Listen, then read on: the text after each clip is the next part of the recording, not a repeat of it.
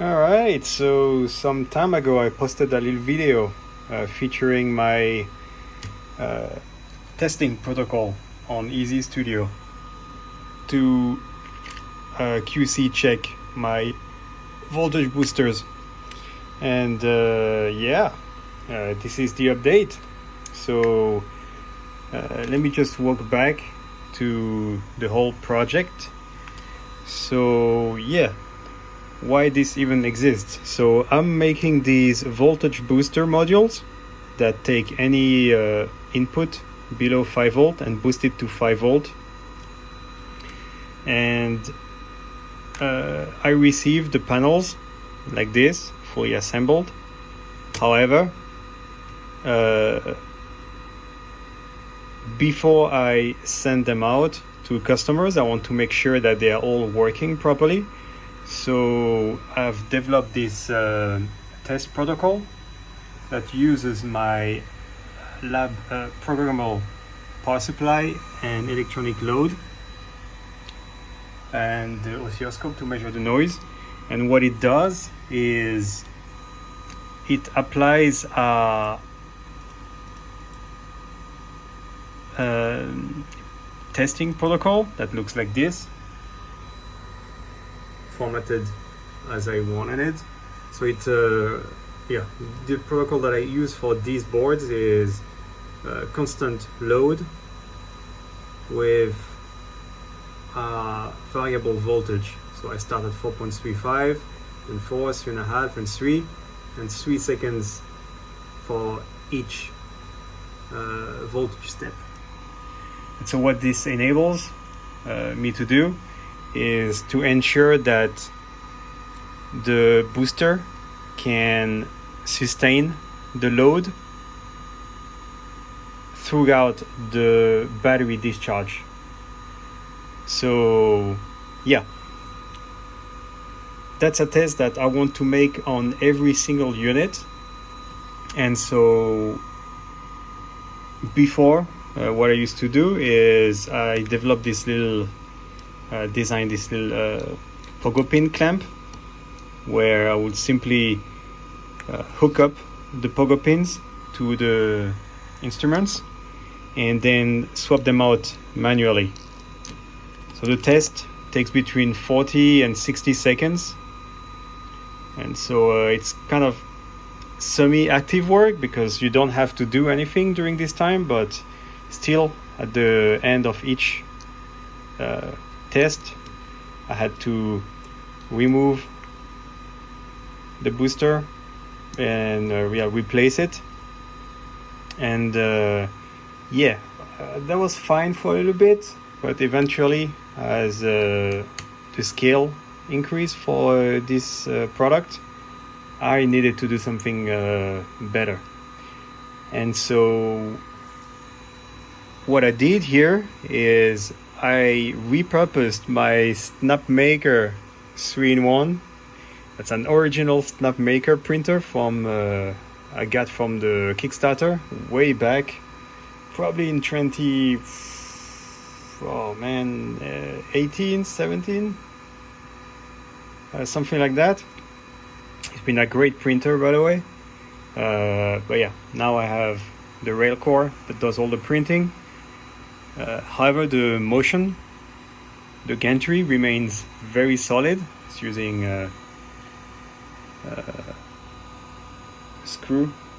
Acme screws, and so I thought I could repurpose it by installing the probes on the gantry and using Easy Studio again, control the gantry by serial. And so what this protocol now does is that it repeats the test protocol I used to do manually, but now it does it automatically on each board of the panel. So it will do the test, move on to the next board on the panel, do the test again, and basically repeat the test on each row by row, each item, device by device. And that's saving pretty substantial time as well as making the result a lot more consistent, because this still has quite a lot of play in it, and depending on the tension I would put, like how the clamp will move, I would get a lot of variability in the measurement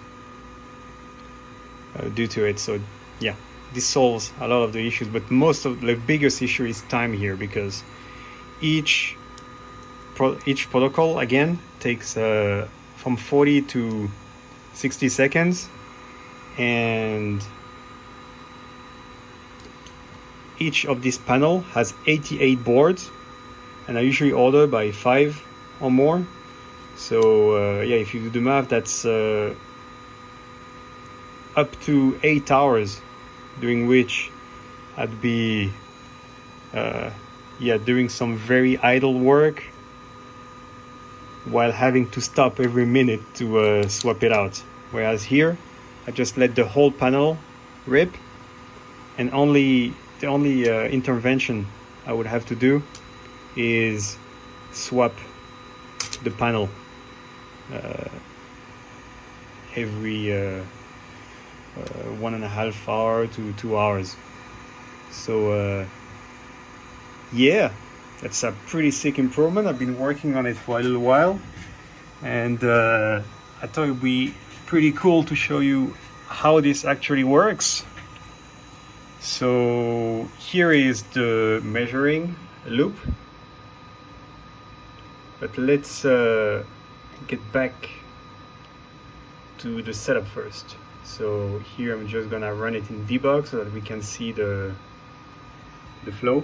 So again, this is a program called Easy Studio, and it's a graphical interface programmer for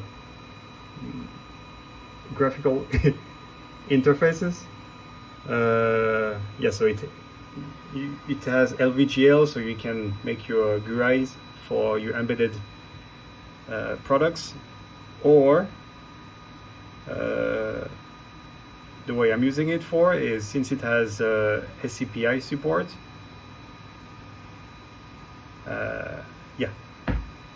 use it to create testing protocols. So now I have it running. Here are the 4 programs that I've created. The one we're interested in is this one. And so here's the interface. So we first start by loading the protocol. So here I'm gonna go for the 6-watt Boosty Baby, the one that I showed earlier. Boom, so it loads the file and parses the CSV file into an array. For the rest of the, we can go through them all. So here are the general parameters. If I want to have an auxiliary channel, for instance, here I have the channel 3 on my power supply that I'm using for the fan. The max current for CC mode. Load on and off to trigger, and it's just a safety feature. The log rate, so how often we want to log the result. If we want to log the ripple with the oscilloscope, or more accurately measure the voltage with the multimeter, which I'm not using right now because I have both of these instruments, the power supply and the electronic load, they have a V-sense, so they're able to get pretty accurate control thanks to it. We'll get back to the rig after we're done with this. But yeah, the main addition here is the panel section that I've added. So yeah, I made it to be easily configurable for any incoming product I would have of the same nature. So here you just enter your rows, your columns, X and Y spacing. That's how, basically the pitch of the parts, and then the save Z or how high should the head move before moving to the next position. So now that I've put my protocol, I already have everything in our profile as well, so we can move on. Here I'm gonna select the file to log the result.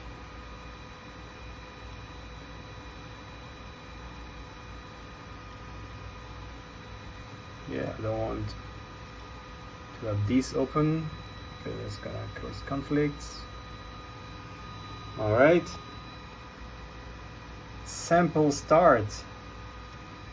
Let's see, the last one I did was 264, so I want to start at 265. I just want to measure them by whole panel. Here's the current result. I'm on the 4th panel of this batch. We can get back to it in a bit as well. So we say 265.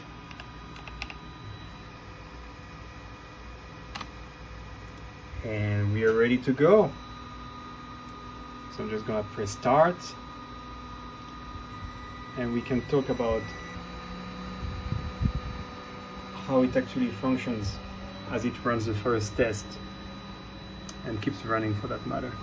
I'm just gonna unzoom a bit. Right, so in debug mode you can actually see the little balls move through the lines, and this indicates the activity on this flow. And so yeah, the way this works, so when I click start,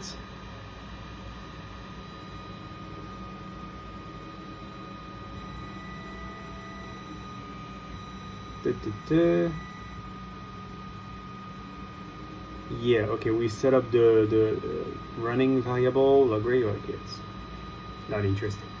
What's interesting is here. So we have 3 main loops. So we have the motion loop that controls the gantry, the command loop that commands the instruments and give them the parameters, so the sets the voltage and load. And then we have the measuring loop that requests the measuring from the instruments. So the way this works is we first go through the whole row, and with this loop function, when we've gone through a whole row set by the panel columns parameter that we set earlier, then it goes to done and move on to the next row. So it goes down 1 row and repeats again. Meanwhile, we have this line here. So after each gantry movement, we have this area here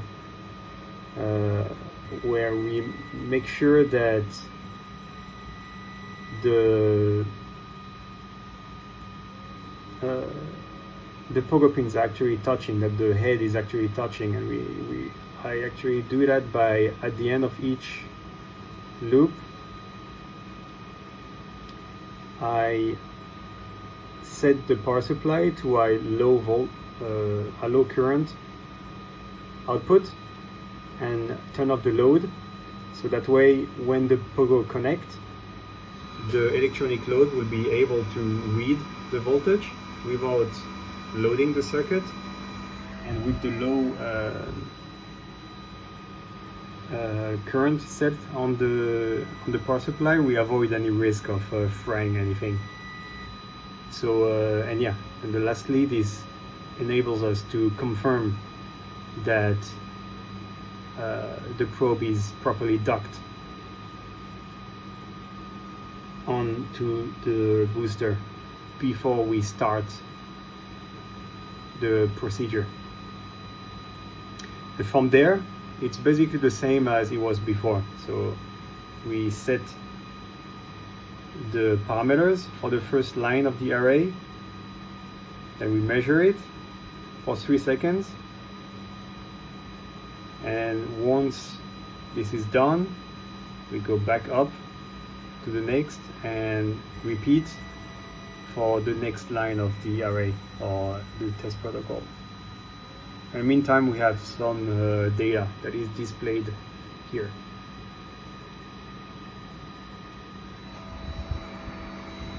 And here's how it works in action. So right now we just started, it's on 4 volt. We have the noise measurement.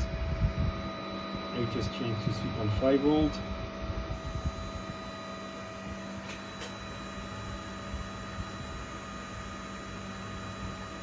.3 volt. And at the end, moves on to the next.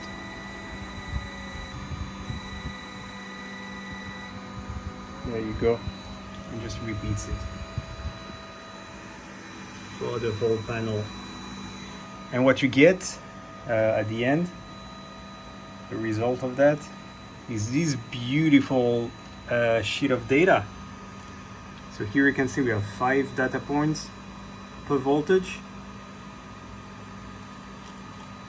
So we measure all of the voltage, power, current of the power supply, voltage, power, current of the load, and by having both powers we can figure out the efficiency, and then we just process the volt into millivolt, the noise into millivolt, VPP and RMS. And so this enables us to have a nice graph showing the evolution and the the consistency of the batch throughout the sample. It's not exactly as it's not, there are some inconsistency. For the previous batches I was still experimenting with the mount and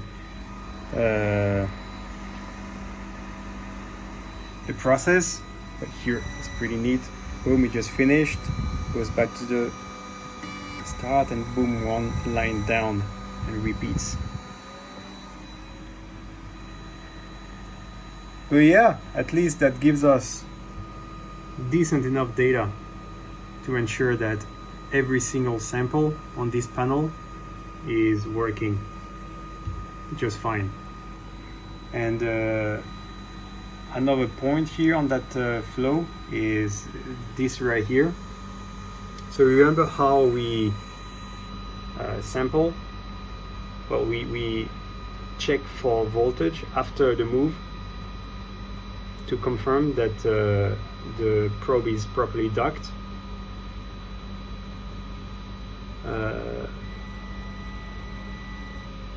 So the way I set it up is,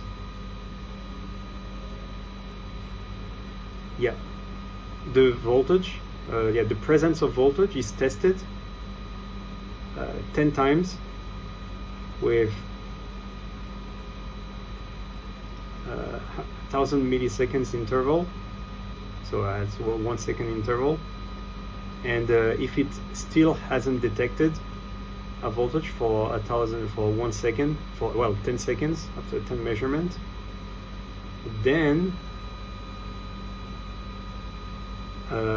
it plays a sound and goes into a halted mode.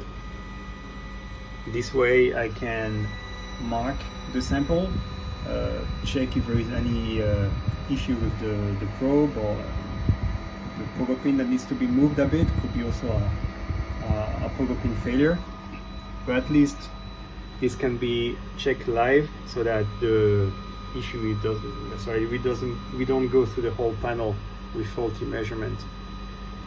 And if this happens, then the force button comes up and it enables bypassing the issue after having checked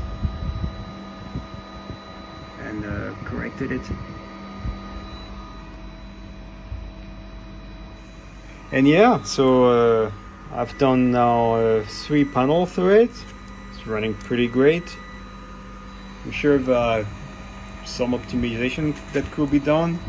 Also, this setup is pretty rough as well. I'd like to improve it a little bit, perhaps with the next batch. But yeah, for now, I'm pretty happy with the system. And then this mount here, I can pretty easily scale it up for the boosty boy right here. You can see those are 2 different products with different sizes. So yeah, the idea with this was to have a very scalable and modular way to test my electronics, and I think that this is achieved pretty well. And I've reclaimed many hours of my day because I can just let the machine rip and do something else in the meantime. So yeah, if you're interested to see how that works, the software Easy Studio, it's open source, it's free to download. I will post a link in the description to the repo where I save and I've published this flow if you want to check how it's done. And yeah, hope you find it useful, and I'll see you around. Cheerio.